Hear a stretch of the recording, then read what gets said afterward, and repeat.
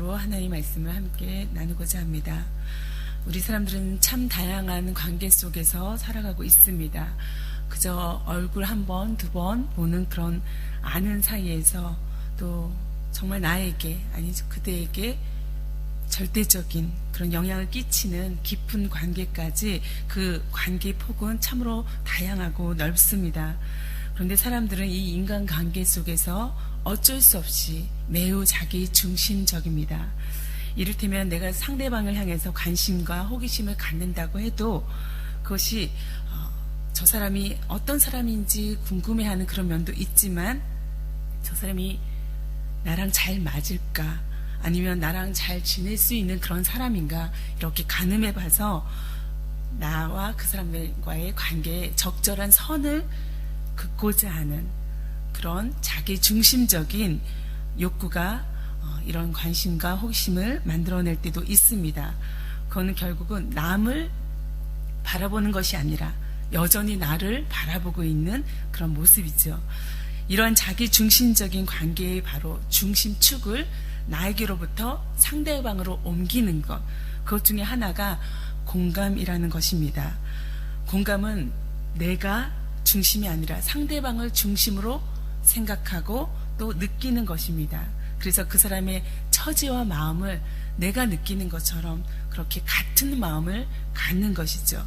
머릿속에서 그냥 그 사람을 이해하는 그런 수준이 아니라 그 사람의 상황을 알고 또 그 사람이 갖고 있는 기분을 같이 느끼고 또 거기에 적극적으로 적절하게 반응해 주는 것, 그것이 공감이라고 할 수 있고 공감 능력이라고 요즘은 말하고 있습니다. 그래서 상대방이 아프다고 하면은 그 아픔이 어떻게 했는지 그 아픔을 내가 나름대로 마음속에서 같이 느끼고 또 그 사람이 갖고 있는 그 아픔을 겁내거나 어쩔 줄 몰라 하는 그런 차원에 머물지 않고 적절하게 반응해 준다면 그 사람과 나와의 관계는 더 깊은 관계, 더 믿음의 관계로 나아갈 수 있게 될 것입니다. 그런데 나이를 우리가 먹어가면서 저 사람이 힘든 상황이겠구나, 어렵겠구나 라고 머릿속으로는 이해할지 모르지만 타인을 진정으로 공감할 수 있는 그 공감 능력이 모든 사람들에게 모든 수준에 같은 수준으로 생기는 것은 아닌 것 같습니다. 이 세상이 그렇게 상대방을 중심으로 해서 돌아가지도 않고 또 그렇게 사람들의 마음이 인간적인 우리의 마음이 따뜻하지도 않기 때문에 우리는 서로의 관계 속에서도 소통이 불가하고 이해가 불가하는 그런 관계 속에 여전히 머물게 되는 것을 많이 보게 됩니다.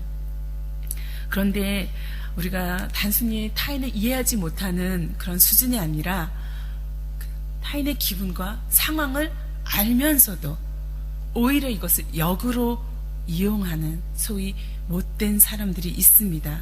그런 사람들은 내가 알고 있는 그 사람의 처지와 상황을 오히려 역으로 공격하는 공격의 수단으로 삼는 그런 악한 모습을 가진 사람들이 있는 것이죠. 욥의 친구들이 겉으로 보기에는 참 지혜롭고 그럴듯하고 괜찮은 말들을 쏟아냈지만 그들은 욥을 절대적으로 공감하지도 못했고 그래서 욥에게 위로가 되지 못했습니다. 그 상처 입은 사람을 치료하고 보살펴 주기는커녕 매우 그럴듯한 말로 오히려 그를 계속해서 공격하는 말들을 친구 세 사람이 번갈아 가면서 지금 쏟아놓고 있는 것입니다. 고통을 견디지 못하고 비참하게 드러누워 있는 그 욥을 오히려 짓밟아 모욕하고 또 그를 만신창이가 되도록 그렇게 이끌어가고 있는 것이 친구들의 모습인 것입니다. 그 빌닷의 마지막 말에 욥은 이렇게 대답하고 있습니다. 2절의 말씀을 보면 너희가 내 마음을 괴롭히며 말로 나를 짓부수기를 어느 때까지 하겠느냐 너가 10번이나 나를 학대하고도 부끄러워 아니하는구나 라고 이야기합니다. 너희가 언제까지 나를 이렇게 괴롭히고 나를 산산조각 내게 하려느냐. 너희가 나를 학대하고 모욕한 것이 너무도 많이 반복되고 있는데 너희들은 그것이 부끄럽지도 않느냐라고 욥은 말하고 있습니다. 혹시 내가 잘못해서 만약에 이런 결과가 나왔다 하더라도 너희가 이 일과 무슨 상관이 있느냐? 괴로움을 주는 것, 거기에 더해주는 것, 그거 외에 무슨 소용이 있느냐? 말하고 있습니다. 4절의 말씀을 세 번역으로 읽으면 참으로 내게 잘못이 있다 하더라도 그것은 내 문제일 뿐이고 너희를 괴롭히는 것은 아니지 않느냐? 그렇게 말하고 있는 것입니다. 이 얘기는 너와 나와의 관계 속에 이제 아무 상관이 없지 않느냐, 너하고 나는 그런 관계가 되지 않았느냐라는 것입니다. 왜냐? 5절의 말씀에 보면은 너희는 이렇게 생각한다. 내가 너보다 낫다. 그렇게 생각하지 않느냐라는 것입니다. 이 모든 죄의 결과로 욥이 고통당하는 것, 그것이 바로 증명되었는데 라고 너희들이 말하고 있다는 것입니다. 이렇게 욥과 친구들의 반복되는 논쟁은 관계의 평행선을 계속 드러내고 있습니다. 그 평행선의 원인이 무엇입니까? 결국은 나는 옳고 너는 틀렸다라는 전제, 그 믿음, 잘못된 믿음 때문이 아닙니까? 이렇게 자기중심적으로 나는 옳은데 너는 틀렸다라고 생각하는 그 모습이 친구들 사이에서, 욥과 친구들 사이에서도 있었던 것입니다. 우리도 사실 이러한 믿음 가운데, 잘못된 믿음 가운데 날마다 살아가고 있습니다. 어쩌면 이것이 인간의 본성이고 악의 죄의 뿌리이기도 하겠지만 우리가 이것을 따라간다면, 이것대로 살아간다면 하나님의 자녀라고 우리가 말할 수 없을 것입니다. 우리가 이런 전제나 이런 믿음을 여전히 갖고 있다면 결코 우리는 깊은 관계로, 서로 공감하고 위로하는 관계로 나갈 수는 없을 것입니다. 더 이상 진정한 친구도 될 수 없을 것입니다. 욥과 친구들의 관계는 이제 깨어져 버린 관계가 된 것입니다. 왜냐하면 친구는 내가 너보다 낫다, 너는 나보다 덜하다 라고 이렇게 관계의 수위를 정하는 순간 친구가 될 수 없기 때문입니다. 욥은 이렇게 친구들로 통해 큰 상처를 받고 있습니다. 그런데 그가 이런 큰 상처가 친구들로부터 왔다면 하나님과의 관계에서 오늘 또 그는 절망을 경험하고 있습니다. 6절에서 12절까지의 말씀은 하나님을 향한 그 절망, 하나님과 나와의 그 관계가 깨어진 것 같은 이 절망을 또다시 욥이 토로하고 있습니다. 그 말씀을 세 번역으로 읽으면 이렇게 정리하고 있습니다. 그러나 이것만은 너희들이 알아야 한다.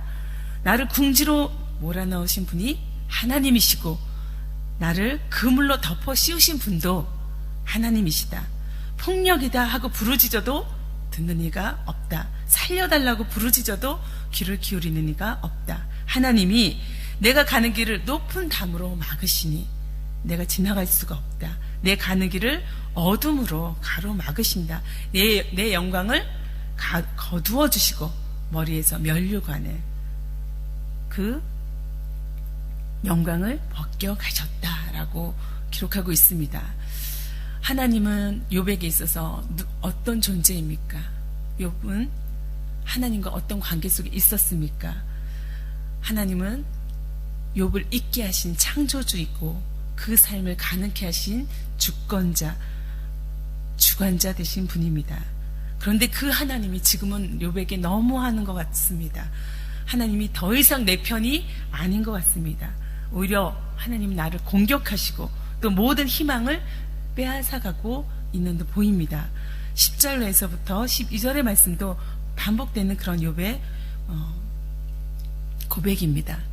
내 온몸을 두들겨 패시니 이젠 내게 희망도 없다. 아무 희망이 없다 라고 이야기합니다. 나무 뿌리를 이렇게 뽑아내듯이, 통째로 뽑듯이 내 희망을 그렇게 뿌리째 다 뽑아버리셨다 라고 고백합니다. 하나님이 내게 이렇게 불같이 노하셔서 나를 적으로 여기시고 원수처럼, 공격해야 될 대상처럼 그렇게 여기시고 나를 치시려고 군대를 보내시니 공격하는 그 많은 수많은 사람들을 보내시니 그 군대 나를 치려고 길을 닫고 내 집을 포위하였다. 이렇게 사방으로 막혀져 있는 그런 모습을 지금 욥은 하나님 앞에 고백하고 있는 것입니다. 하나님은 마치 노를 바라시는 원수와 공격해오는 적군과 같이 그려지고 있습니다. 지금까지 내가 알고 있던 그런 하나님이 아닙니다. 아무리 부르짖어도 하나님은 응답하지 않고 외면합니다. 저 못된 친구들, 잘못된 사람들, 교만한 사람들을 확실하게 징벌해서 하나님의 두려운 줄 좀 알게 해주셨으면 좋겠는데 하나님 오히려 오해받고 고통받는 것은 믿음의 사람, 바로 욥, 나 자신인 것입니다. 지금 욥은 하나님이 숨어 계신다고, 드러내 보이지 않는다고, 나를 건져주지 않는다고, 아무 상관없는 분처럼 그렇게 나를 외면하고 계신다고 고백하고 토로하고 있는 것입니다. 하나님은 마치 나하고 아무 관계가 없는 그런 존재처럼 저 멀리 계시고 완전히 관계가 끊어진 것처럼 그렇게 보이는 것입니다. 때로 하나님은 이렇게 우리를 이해할 수 없는 방식으로 단련하십니다. 내 마음을 이해하시고 그 누구보다 나를 공감해 주시고 위로해 주시는 그 온화하신 하나님은 온데간데 없고 냉정한 하나님의 그 태도, 그것들을 만날 때가 우리도 있습니다. 그러나 우리는 이 하나님의 모습을 부모, 자녀 가운데서 부모들이 취하는 그런 모습으로 그 진심을 가늠해 볼 수 있습니다. 자녀의 요구를 다 들어주는 부모가 없습니다. 모든 것을 오케이 하는 부모가 없죠. 때로는 자녀가 고통 중에 있을지라도 기다려주고 지켜보고 아무런 영향력도 끼치지 않고 가만히 있는 그런 부모의 모습도 우리가 경험하게 또 알게 됩니다. 하나님도 그 자녀의 그 간절한 기도에 침묵하실 때가 있습니다. 그러나 분명한 것은 하나님께서 원수처럼 공격자처럼 그렇게 느껴지는 그 순간에도 하나님은 우리를 그 과정을 통해서 연단시키시고 더 깊은 관계로 우리를 이끄시는 그런 분이라는 것을 우리는 의심치 않아야 할 것입니다. 하나님께서 우리를 더 깊은 관계로, 잘못된 믿음이 아니라 온전한 믿음의 관계로 부르고 있습니다. 그리고 우리를 지금도 훈련시키고 있습니다. 특별히 이 교회, 칠레 영락교회를 그렇게 훈련시키고 계심을 믿습니다. 우리가 알 수 없는 일들이 오늘 또 우리 삶의 순간순간에 일어난다 할지라도 우리는 의심 없이 하나님을 향해 나아가는 믿음의 자녀가 되어야 할 것입니다. 나는 옳고 상대방은 틀리다 라는 그런 자기중심적인 잘못된 믿음이 아니라, 그래서 깨어지는 관계로 이끄는 그 믿음이 아니라, 하나님은 선하십니다. 하나님은 이 모든 일의 주관자 되시는 분입니다. 하나님이 반드시 주님의 그 의를 나를 통해서, 우리 교회를 통해서 성취하실 것입니다 라는 그런 믿음을 가지고 나아가야 할 것입니다. 그런 믿음이 고난 중에 있는 저와 여러분에게 오늘도 임하기를, 또 진실되게 고백되어지기를 간절히 바랍니다. 함께 기도하겠습니다. 하나님 아버지, 우리는 참으로 연약한 그런 존재입니다. 때로는 참으로 악한 그런 존재입니다. 나 중심성에서 벗어날 수 없는, 어쩔 수 없는 한계를 가진 존재입니다. 그러나 하나님을 알고 예수 그리스도를 알고 또 그 복음을 경험하는 순간 우리가 하나님을 닮아가고 또 예수님처럼 살아가기를 소원하는 그 마음들이 우리 안에 있습니다.